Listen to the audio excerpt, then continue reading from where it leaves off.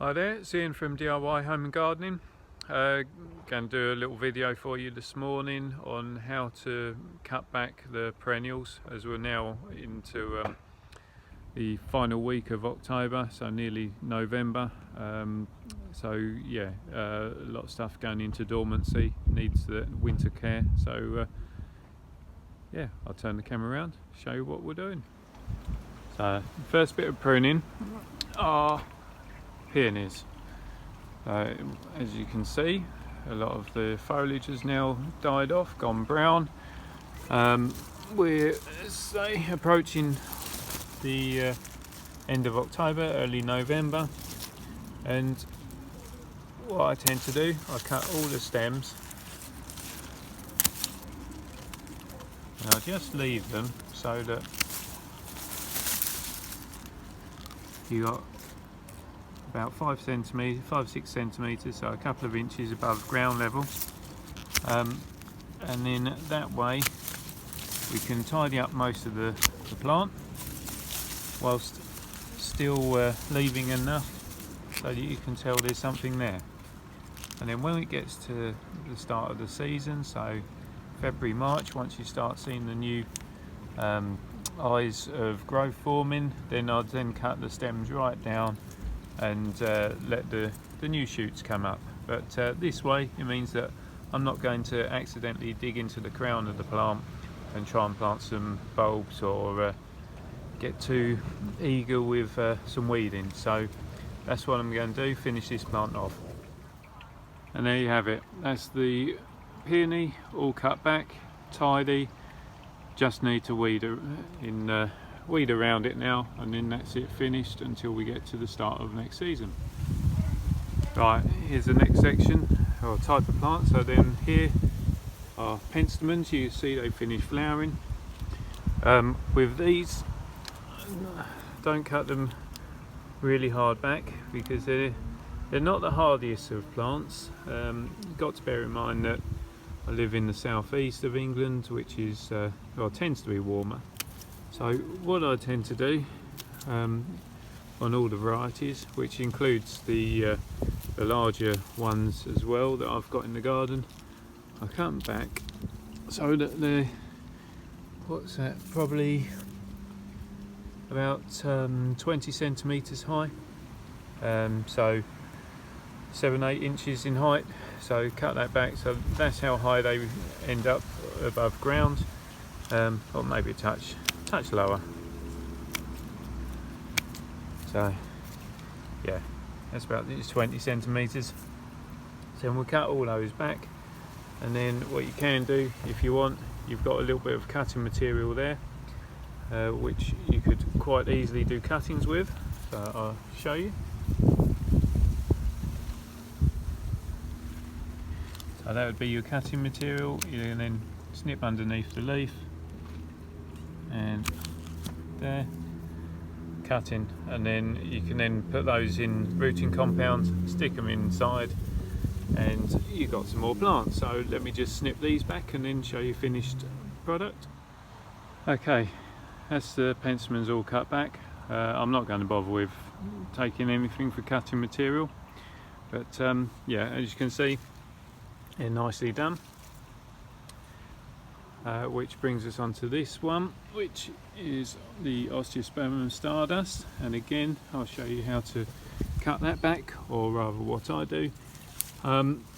So as it has quite a lulling habit to it, floppy habit, whatever you want to call it, I always use this opportunity to try and layer it if I can do, or if it's going to fit in. So layering is basically where you lay a section down and it will re-root. So what you got to do, dig a shallow hole, lay the piece of plant into it, cover that over with some fresh soil, and then it will re-root. Let me show you. So here we've got the oregano, which I know most of you think of it as a herb, but it's yeah, it's a really nice colourful plant that the bees and butterflies love. You can see it's growing amongst the cyclamen, So for that, I literally just cut it hard back. So again, with this, you sort of cut it back to create this carpet again. So try and work it low enough so that the cyclamen become visible, so that when they produce flower, the flower will be on show. Yeah, so we'll just go through, cut it all back, so literally down to maybe 3 centimeters above ground level. So what's that, about an inch? And then that will keep it nice and compact, stop it going too woody, too leggy, and you'll get better flower colour from that, or better flower production. Oh, missed a little piece there.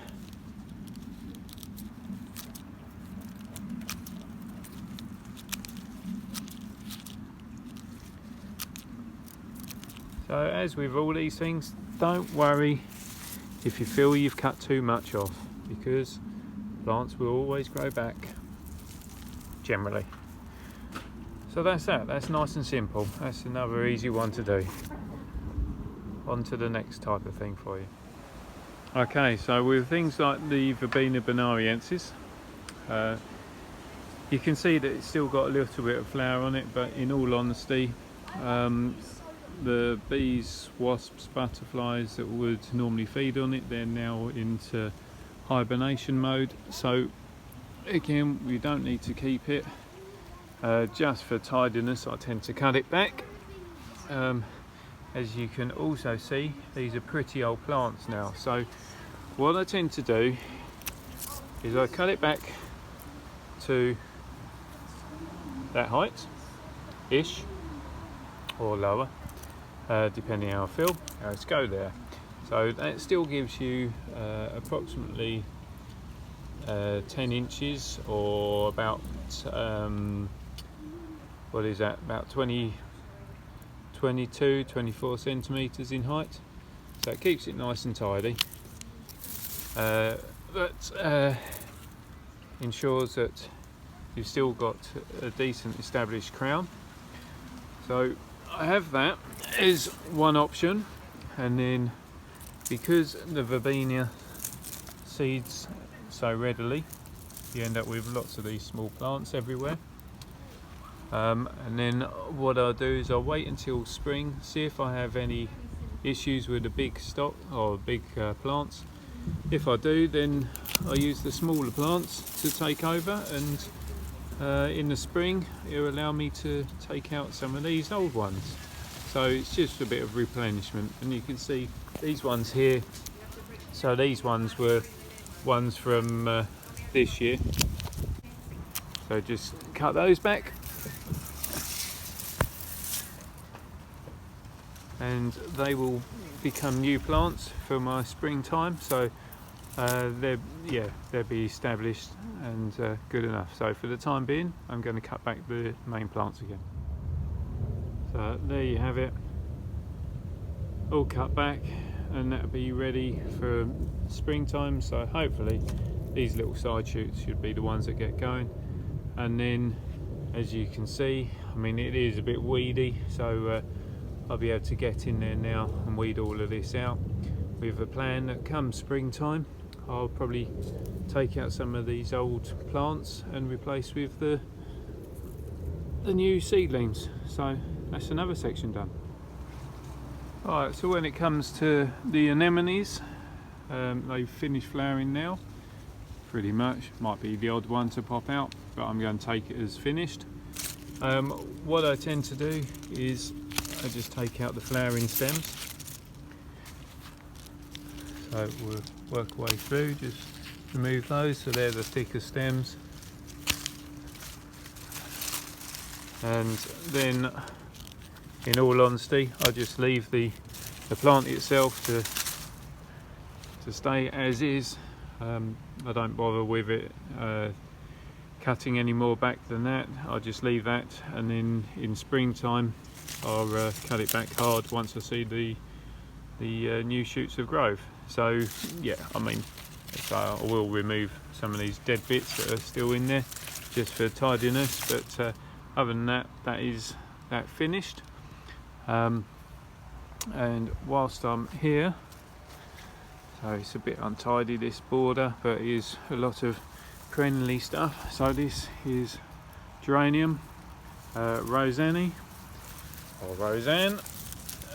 With this, you can see there's a lot of growth.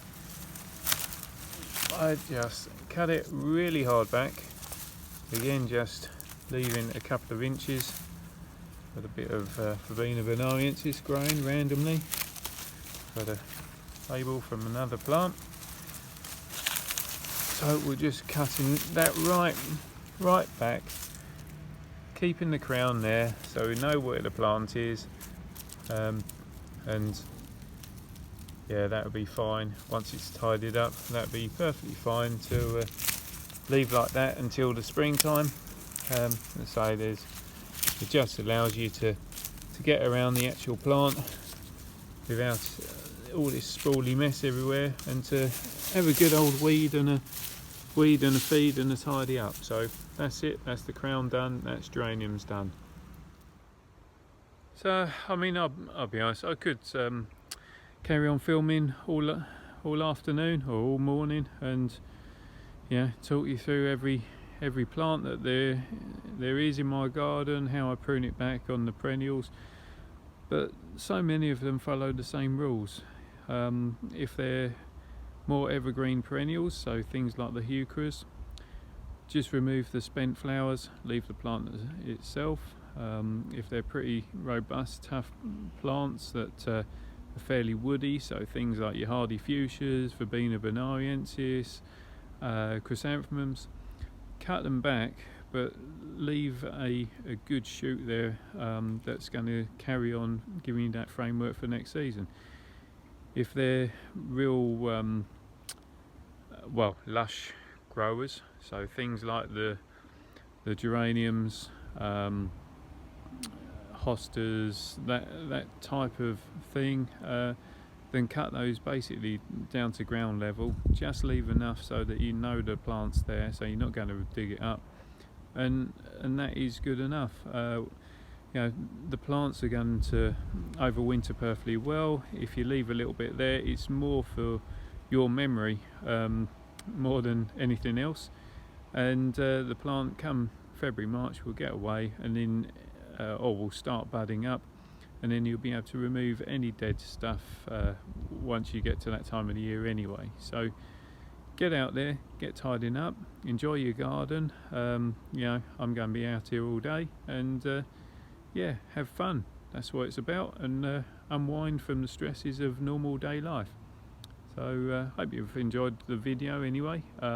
Please subscribe if you do, if you like what I'm doing. Send me messages, you know, I always reply with any sort of queries you might have, or ideas, and yeah, I'll see you soon. Bye for now.